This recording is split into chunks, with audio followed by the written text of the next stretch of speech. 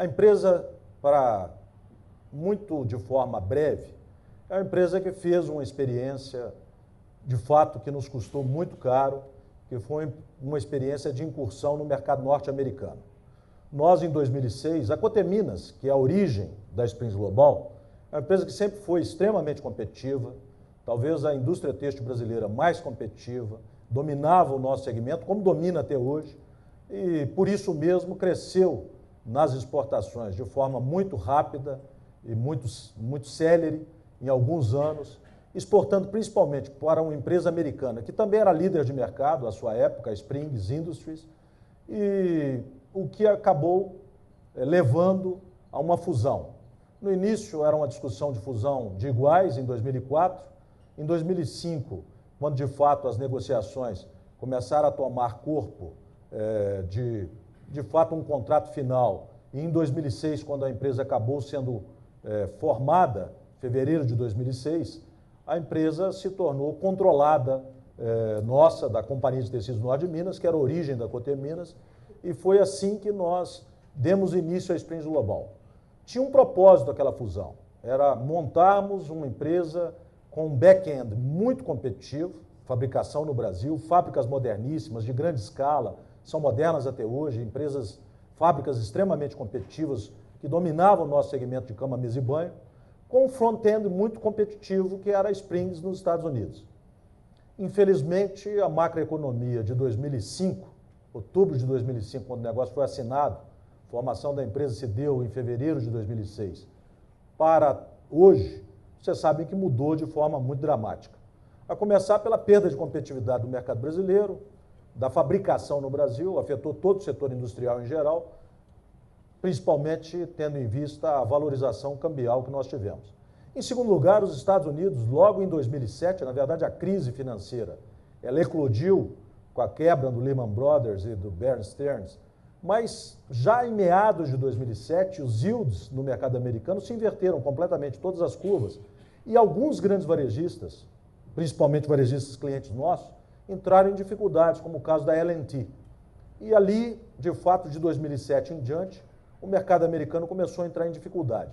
E esses dois fatores tornaram aquele investimento, um investimento grande, que mais do que triplicou o tamanho da Coteminas. A Coteminas era 1/3, aproximadamente, do tamanho da Springs Global à época da fusão.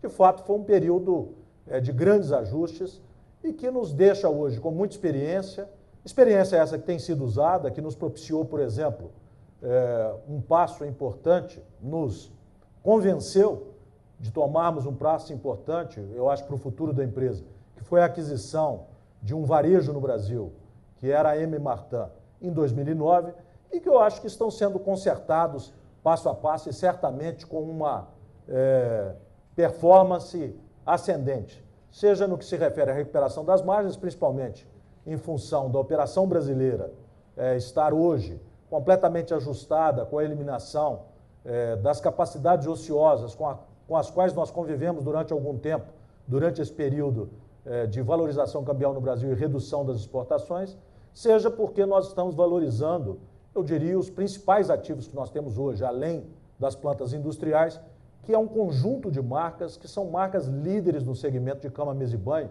e eu posso assegurar a vocês que, tendo em vista o contato direto com os consumidores finais, propiciado pela presença de um varejo, essas marcas, esses ativos intangíveis tão importantes para a nossa operação, eles se tornam, de fato, muito mais perenes, porque aquilo que nós assistimos no mercado americano, que é com a concentração do varejo, você acaba, mesmo tendo boas marcas, perdendo, ao não ter o contato com o consumidor final, perdendo o valor dessas marcas, certamente nós estamos protegidos no Brasil na medida em que estamos investindo na AMO.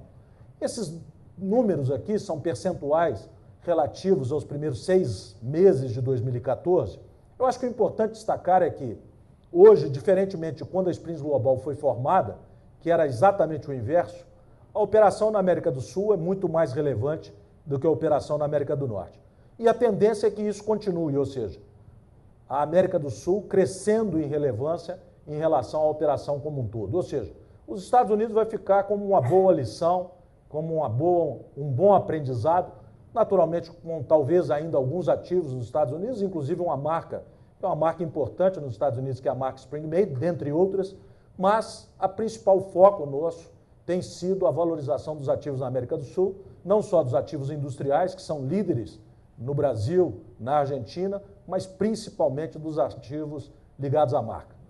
A operação de atacado da América do Sul, que representa apenas 55% do total do faturamento nos primeiros 6 meses, e vai ser mais ou menos isso até o final do ano, é, na verdade, a grande geradora de caixa da empresa. Então, ainda que represente 55% das nossas vendas, representa, eu diria para vocês que nos primeiros 9 meses vocês vão ver praticamente 100% da geração de caixa da Springs Global. Ou seja, as duas outras atividades, Estados Unidos nem tanto, hoje gera caixa, mas a Amo Varejo ainda está consumindo um pouco de caixa, tendo em vista o número de lojas próprias muito grande, nós vamos entrar mais em detalhes nisso, mas é uma operação que tem uma importância estratégica muito grande e um futuro também econômico-financeiro muito promissor para o grupo.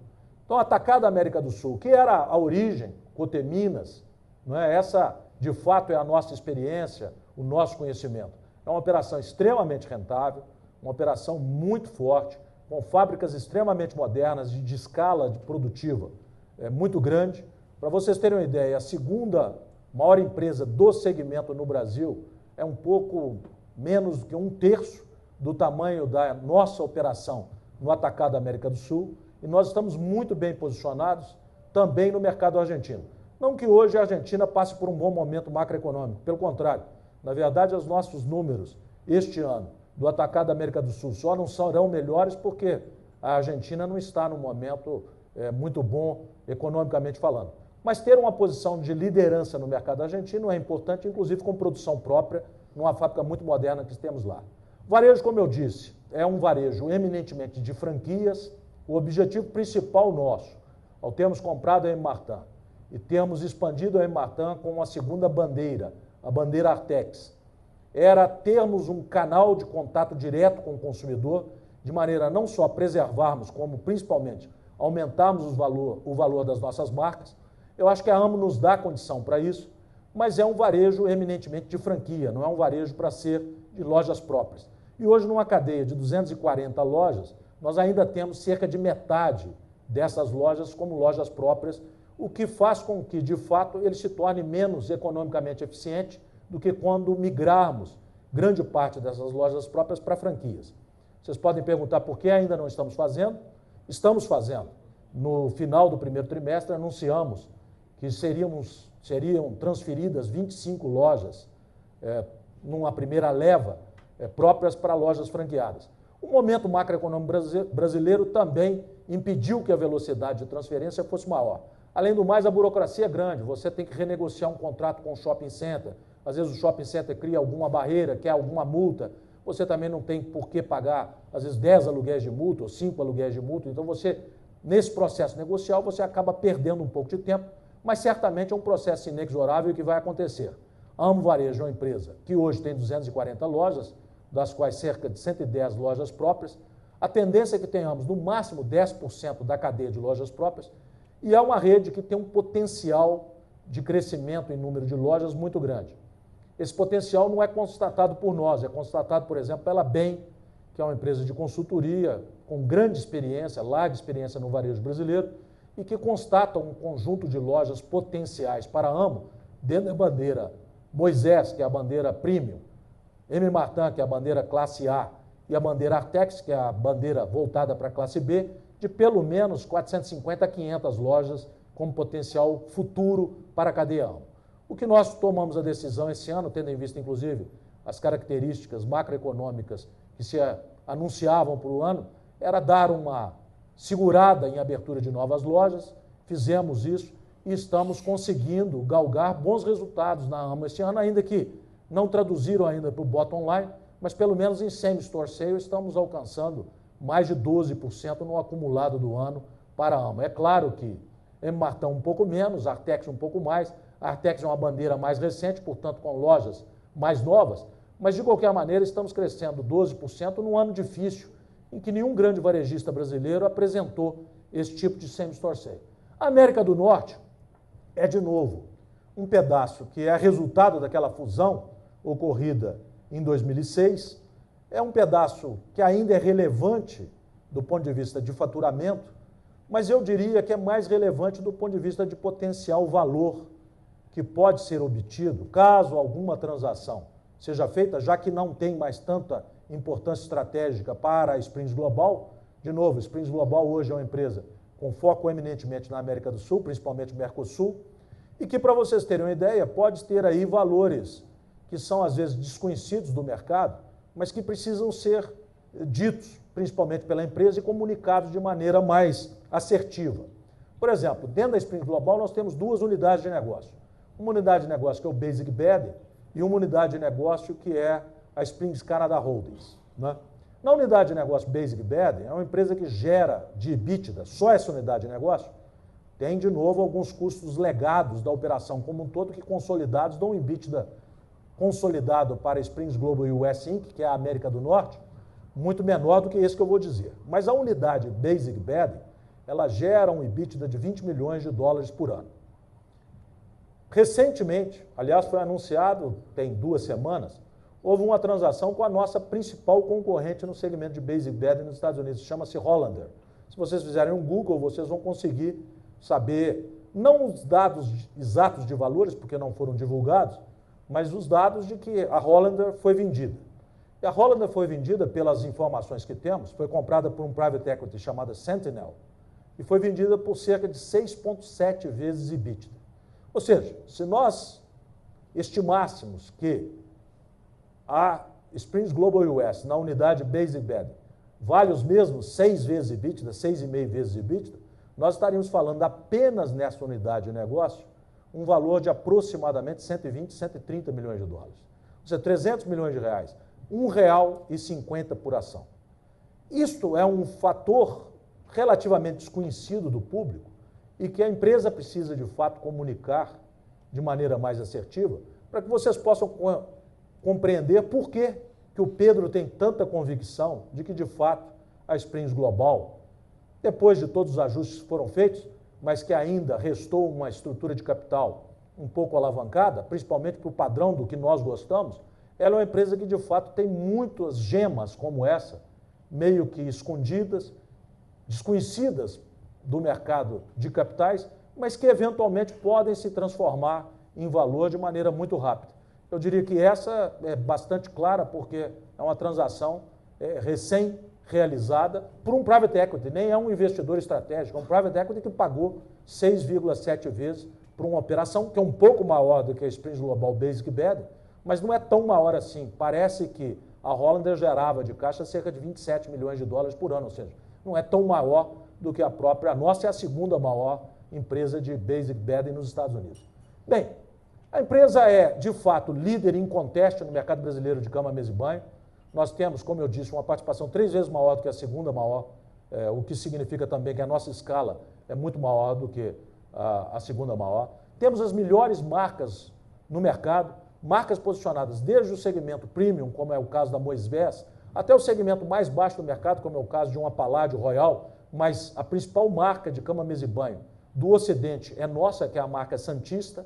É uma marca que hoje vende a Celauto e coisa parecida com 600, 700 milhões de dólares de vendas.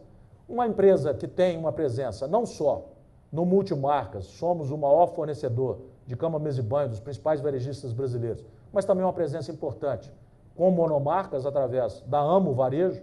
Essa Amo, na verdade, são as iniciais de Artex, M. Martin e Moisés, que são as 3 bandeiras que a Amo explora diretamente com lojas próprias e lojas franqueadas.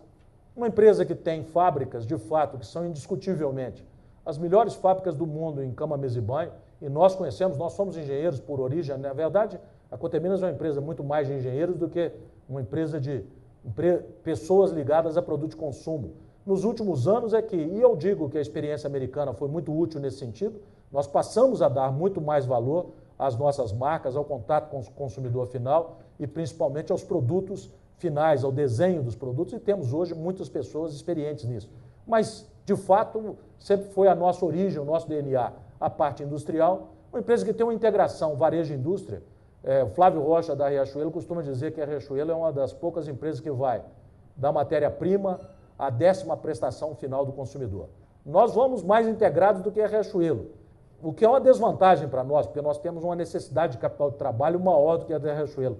Quando vocês veem a utilização de capital de trabalho da Springs Global em termos de dias de faturamento, é muito maior do que a da Riachuelo. Mas nós, de fato, vamos da matéria-prima, o algodão, até a 10ª prestação. A Riachuelo compra fio, compra tecido, então é um pouco à frente no supply chain do que a Springs Global, que de fato é uma empresa extremamente integrada.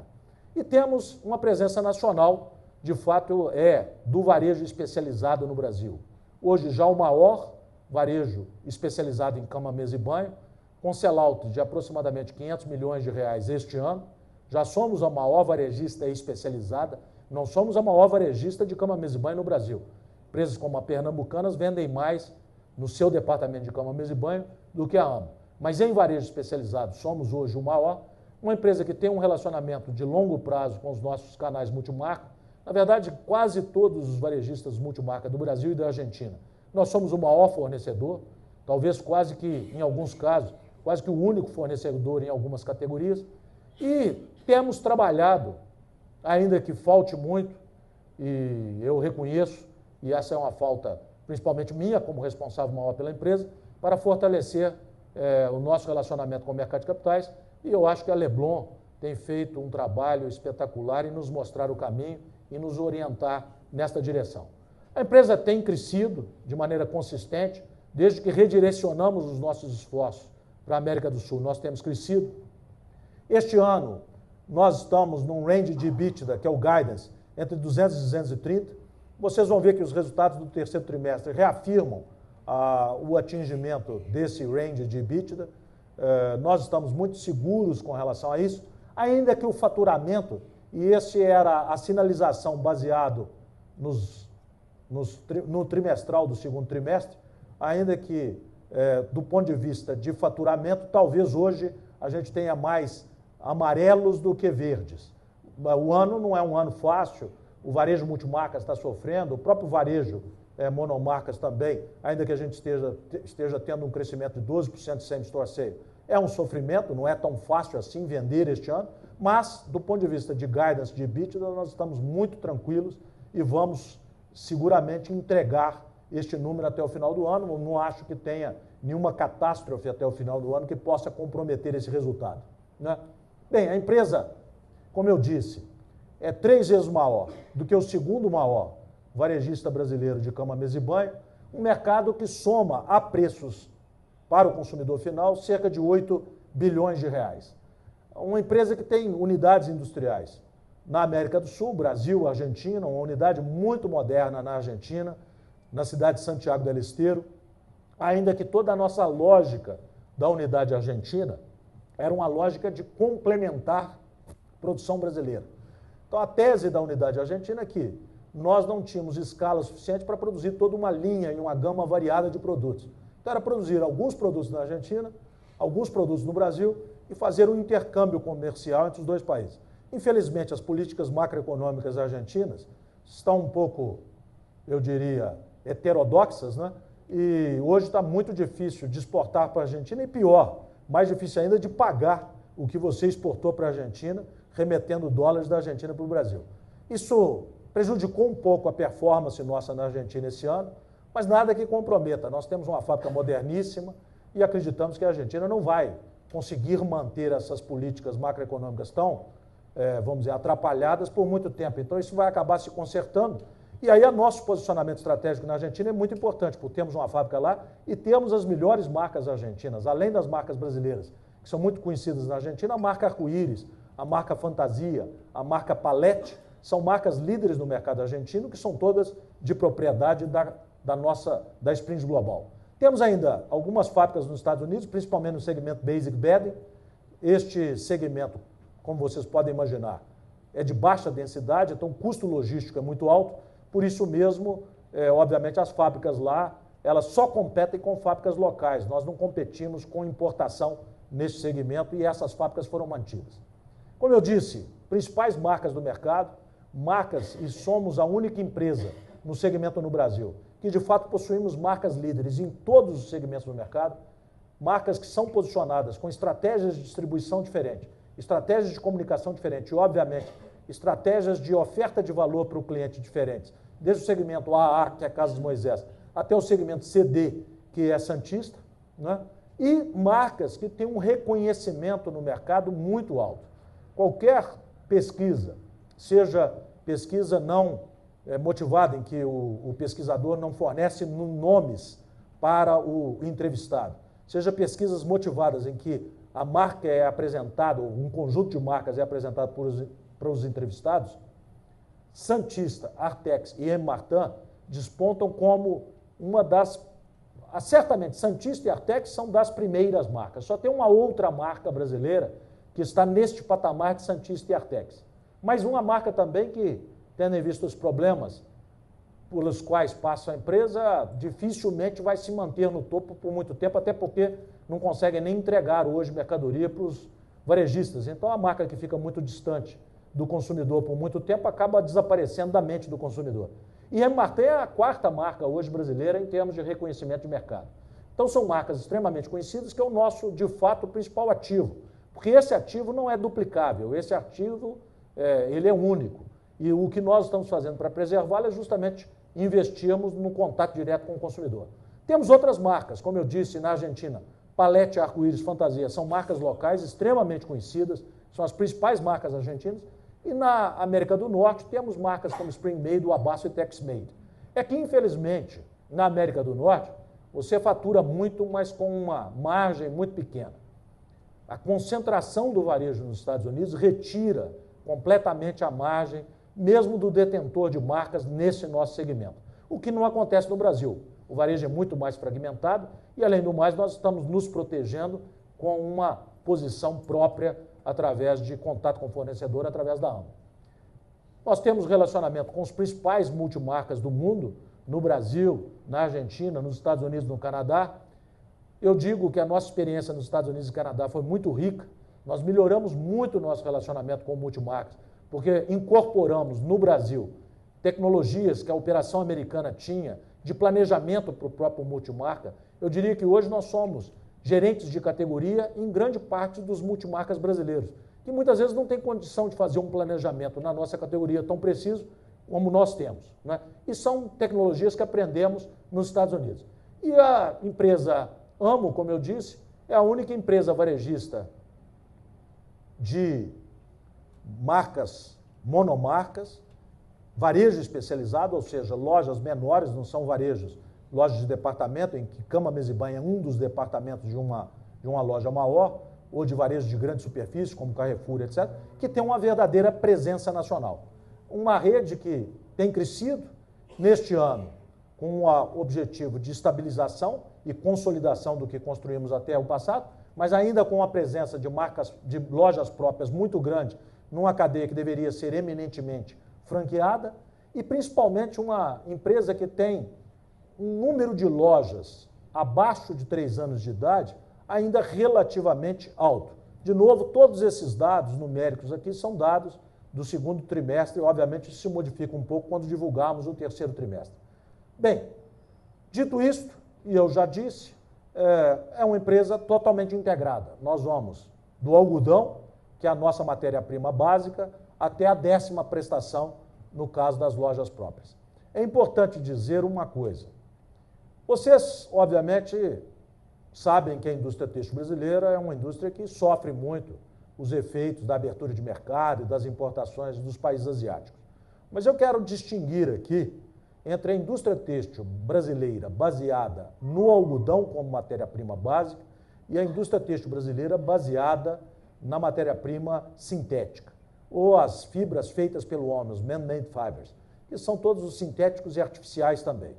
No algodão, o Brasil é extremamente competitivo, pela mesma razão que é competitivo em quase toda a agroindústria brasileira.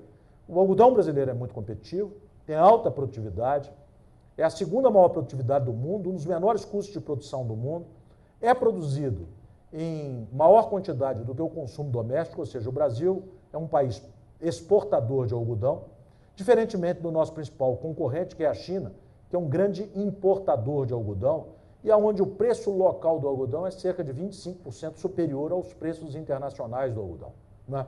O Brasil tem outras deficiências hoje, por exemplo, energia elétrica. uma deficiência, especialmente esse ano, muito grande, não é? Nós temos geração própria em parte das nossas necessidades. Em termos de energia elétrica, nós passamos um ano de 2014 muito tranquilo. Obviamente, nos preocupa a falta de chuva e o que pode acontecer para 2015. Mas, em energia elétrica, em que o Brasil já foi um dos países de menor custo de energia elétrica do mundo, hoje já não somos mais. Nós investimos, é óbvio que tem um capital empregado ali que é grande, então, se você fosse fazer o custo de oportunidade, provavelmente a gente nem pudesse usar essa energia, tinha que vendê-la no mercado, porque a R$ 823 por megawatt-hora é melhor vender do que consumir, mas de qualquer maneira a gente não quer perder o share de produção e de mercado que a gente tem por causa de um problema hídrico. Se esse problema se estende, aí sim tem que se pensar em outras situações. E em mão de obra, eu posso dizer para vocês que ainda que o Brasil teve um custo de mão de obra nos últimos 10 anos que cresceu, o que de certa maneira melhorou também as condições do mercado doméstico, é importante dizer que no nosso segmento específico, a intensidade de mão de obra não é tão grande assim. Se vocês tiverem a oportunidade de visitar as nossas fábricas, e deixo aqui um convite a todos que, caso tenham a oportunidade, visitem, vocês vão ver que, eminentemente, na etapa de confecção, corte e costura, que é a etapa mais intensiva em mão de obra, na indústria integrada de fiação, tecelagem, tinturaria, estamparia, acabamento e confecção, a nossa tipo de produto pode ser feito em máquinas automáticas. Então, na verdade, entra um rolo de tecido num lado da máquina e sai o produto dobrado já do outro lado da máquina. No fundo, na indústria de confecção nossa, onde tem mais mão de obra é na embalagem. Não que não se pudesse automatizar a embalagem, mas o consumidor brasileiro tem alguns requisitos de embalagem que, por enquanto, não existe o tipo de máquina capaz de fazer aquele tipo de embalagem. Então, é uma empresa integrada e com, de fato, uma competitividade muito grande no segmento dos produtos ligados ao algodão, ainda que quando vai para produtos sintéticos, de fato, a China, produtora de 60% do poliéster do mundo, é muito mais competitiva. Por último, eu acho que é importante falar um pouco sobre a estrutura de capital da empresa. Nós, durante muitos anos, até por várias razões, e dentre elas, talvez até uma torcida para que o câmbio não continuasse se valorizando tanto, se eu tivesse ouvido o Marcelo, que há uns 7 anos atrás virou e falou assim, o que que você, o câmbio estava 2, eu acho, ele falou assim, o que que você diria se eu te disser que o câmbio vai a 1,50, eu acho que ele falou um número assim, 1,60.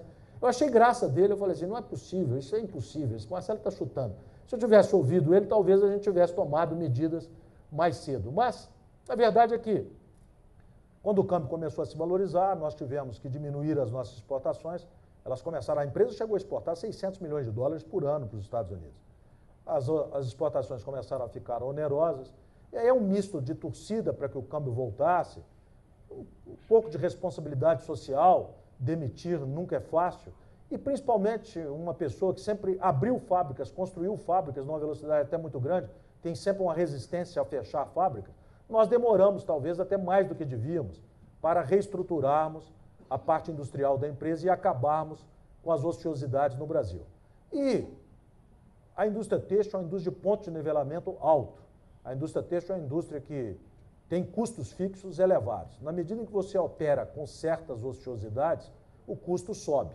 Nós nunca deixamos de gerar caixa no Brasil, mas não geramos o suficiente para absorver as perdas que estavam acontecendo nos Estados Unidos, e com isso a operação brasileira ficou alavancada. Nunca foi uma alavancagem que me deixasse sem dormir, porque eu sei o conjunto de ativos que a empresa tem e a possibilidade de recuperar rapidamente a estrutura de capital para uma estrutura mais rígida, mais saudável. E dentre essas oportunidades estão ativos imobiliários que estão sendo ditos há algum tempo de negociações, estão de fato entabuladas e acho que vão se realizar, além, é claro, como eu já disse, de oportunidades até mesmo no mercado americano.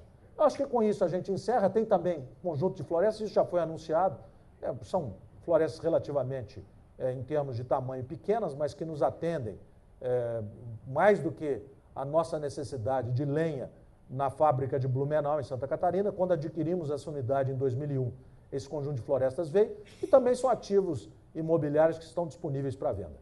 Eu queria só reafirmar o que o Pedro, eu acho, já disse. De fato, a empresa está com uma geração de caixa muito consistente, com um conjunto de ativos que eu acho que são extremamente subavaliados pelo mercado e, portanto, o preço do papel, eu tenho certeza absoluta que tem um potencial de valorização muito grande. É preciso que a gente faça um trabalho melhor de comunicação, que o mercado entenda essas gemas que estão escondidas e que, obviamente, também elas sejam realizadas e que o valor delas real de mercado sejam possíveis de serem apreciados por todo o mercado de capitais. Acho que com isso eu encerro a apresentação e, se tiver tempo ainda para pergunta, ainda que está todo mundo meio com cara de fome, eu estou à disposição.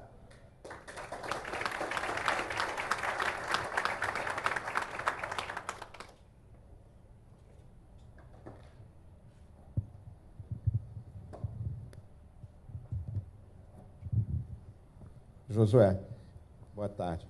Qual é o teu float e você está em que nível de governança na Bovespa? A Springs Global é uma empresa do novo mercado e o float é mais ou menos 47%. É um float, eu diria, enganoso, porque 25% está com a Leblon. Outros, então já são 88, né? 78. Outros 6 ou 7% estão como BNDES.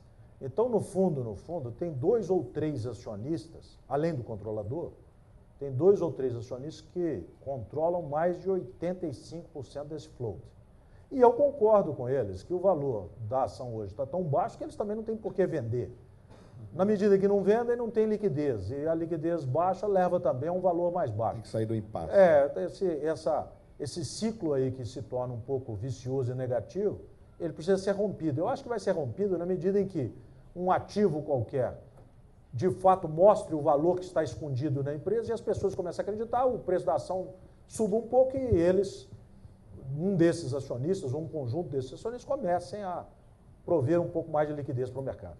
José, só mais uma coisa. Você é o maior insider da companhia, né? Você é o presidente, o dono. No seu feeling, né? Qual é o gap entre market cap que você acha e o fair value da sua empresa hoje? Eu acho que o Pedro hoje, quando fez, pelo que o Marcelo me explicou, a avaliação, ele usou 6. Eu acho que o múltiplo de uma empresa, tudo bem, a empresa têxtil, né? Têxtil tem um mau nome no Brasil. Culpa nossa mesmo, dos empresários têxteis, que vamos para os jornais todos os dias falar mal do nosso setor, da competitividade do nosso setor, precisamos de proteção, precisamos daquilo. Eu fui presidente da Associação de Classe Brasileira, nunca pedi proteção. Nunca falei mal do nosso setor durante os 3 anos que eu fiquei à frente da entidade. Mas, em geral, a demanda dos associados à entidade é muito grande. Então, eu não, talvez até por isso eu nem tentei a reeleição, talvez eu perderia, né? Eu não tentei porque também não tinha tempo, eles queriam que eu me... Mas a verdade é que a demanda dos associados é, em geral, de que a entidade seja mais assertiva em pedir proteção, esse tipo de coisa. Então, o texto é um mau nome, mas, no fundo, nós somos hoje uma empresa muito mais de marcas, de produtos de consumo do que têxtil. É verdade, uma empresa integrada, mas o principal ativo são as marcas, o produto de consumo e, eventualmente, até um braço de varejo.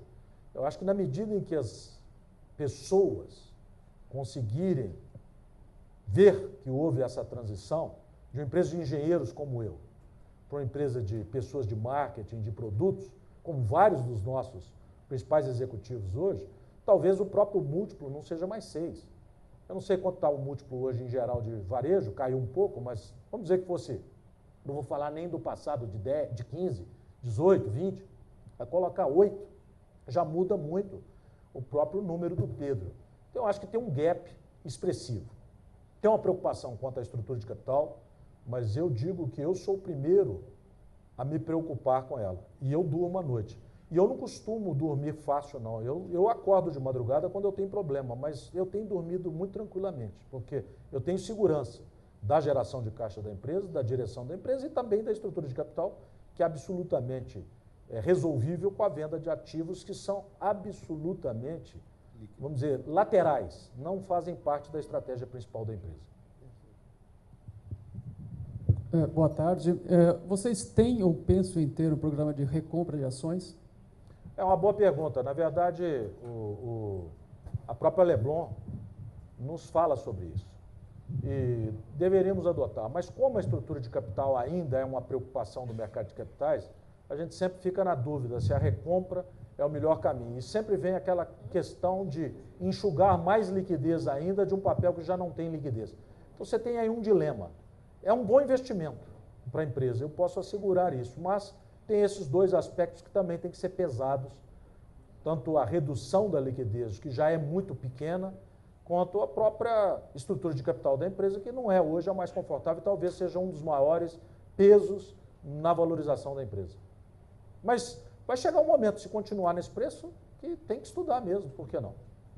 Não tem cabimento. O preço hoje é, por qualquer parâmetro, não tem cabimento. Mas não é culpa do mercado, é culpa nossa de não estar conseguindo transmitir ao mercado o verdadeiro valor da empresa.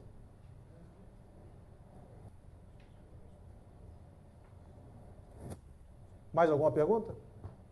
Bem, com isso eu quero agradecer muito a vocês pela oportunidade de estar aqui, agradecer especialmente ao Pedro, ao Rude e ao Marcelo pelo convite e a todos os outros sócios e companheiros aqui da Leblon. Obrigado.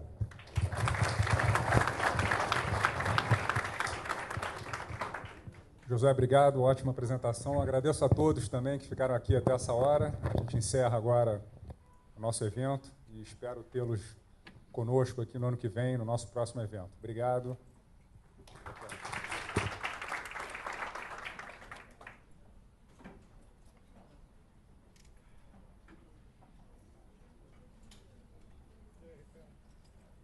Bem, obrigado.